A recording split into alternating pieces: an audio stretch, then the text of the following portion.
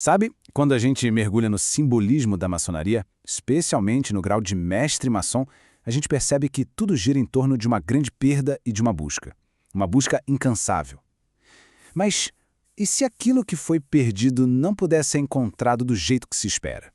Como é que se lida com uma ausência tão fundamental? Bem, é aí que a coisa toda fica fascinante.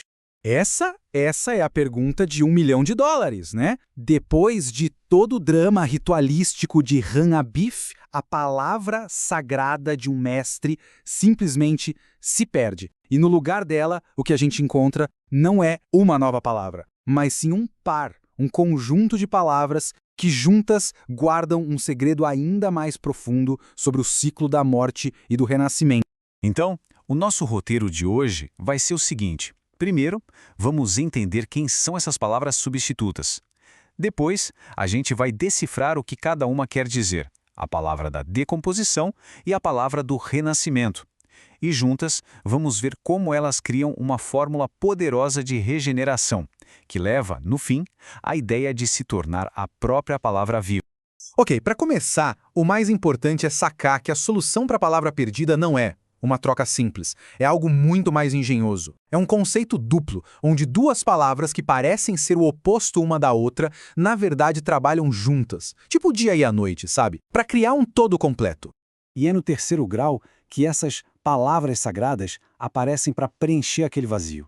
Mas a grande virada de chave é esta. Elas não são só senhas para entrar em algum lugar. Elas são, na verdade, um mapa, uma fórmula para a ressurreição espiritual, para a transmissão daquela luz que vem de dentro. E olha só que impacto. O contraste é imediato e poderoso. De um lado, a gente tem Macho Benak, com uma tradição bem sombria. A carne se desprende dos ossos. É a imagem pura da mortalidade. Do outro lado, Morhabon, que soa como uma linhagem divina, o filho do Pai. A promessa de continuidade, de vida, morte e vida, ali, lado a lado. Então, vamos mergulhar primeiro nessa palavra para entender como essa dualidade funciona na prática. Makna Benak, de cara, parece só uma descrição meio macabra, né? Mas, como quase tudo na maçonaria, o verdadeiro ouro está escondido bem debaixo da superfície. A tradução mais comum, a carne desprende-se dos ossos ou o corpo está corrompido, leva a gente direto para a lenda de Hiram, para o estado em que o corpo dele é finalmente encontrado. É uma declaração bem crua, bem direta sobre como a matéria física é frágil. Mas é aqui que está a genialidade do simbolismo maçônico. Essa corrupção do corpo não é encarada como um fim trágico. Pelo contrário, é uma etapa necessária. Ela simboliza a morte do ego, das nossas paixões mais baixas, de tudo aquilo que nos prende ao mundo material. É, no fundo, a libertação do espírito. E se a gente for para uma camada mais profunda, a cabalística, Mash Benak se conecta com Bina, a esfera do entendimento. A ideia aqui é um paradoxo incrível. Para poder subir na árvore da vida, primeiro é preciso descer, é preciso aceitar o fim da forma física para só assim conseguir captar a eternidade da essência. É o princípio de que a verdadeira subida exige uma descida consciente. E então, depois da escuridão do túmulo, vem a luz. A segunda palavra, Morhabon, vira o jogo completamente. O tom muda. Ela não fala mais de perda, mas sim de um retorno glorioso à vida, de uma identidade nova, muito mais elevada. A tradução mais aceita para ela é o filho do Pai. Pensa só no peso dessa frase. Ela já evoca, de cara, temas como criação, herança e, o mais importante, uma conexão direta com a fonte de tudo, com o princípio criador do universo. Então, se Mash Benak era sobre a decomposição do velho eu, Morhabon é a celebração do nascimento do novo mestre. É o reconhecimento de que, lá das cinzas do ego, o indivíduo pode renascer como um filho da sabedoria, um herdeiro legítimo de toda a tradição. E claro, isso se encaixa como uma luva na visão cabalista. A palavra nos remete à união entre Chokma, que é a sabedoria do pai, e Bina, o entendimento da mãe. E o que nasce dessa união? O filho, Tiferet, a beleza, que é basicamente o coração consciente do mestre. É a afirmação de que a luz do pai agora brilha de dentro para fora.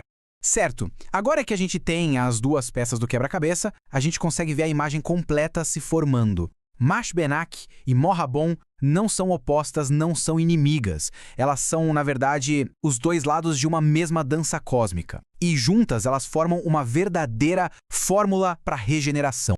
O processo é quase uma receita de 2 passos. Primeiro, a morte, com o Mashbenak. É um momento de reconhecer o que está corrompido dentro da gente. Os vícios, o egoísmo, os preconceitos. É preciso deixar essa carne superficial ir embora, para revelar a nossa estrutura real, o nosso esqueleto. E aí vem o segundo passo, a ressurreição, com o Morhabon. É se erguer de novo, mas não como antes. É se erguer como o Filho do Pai, um canal direto para a manifestação de uma vontade maior.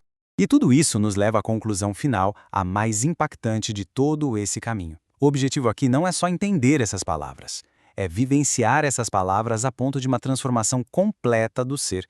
É aqui que a teoria vira vida real.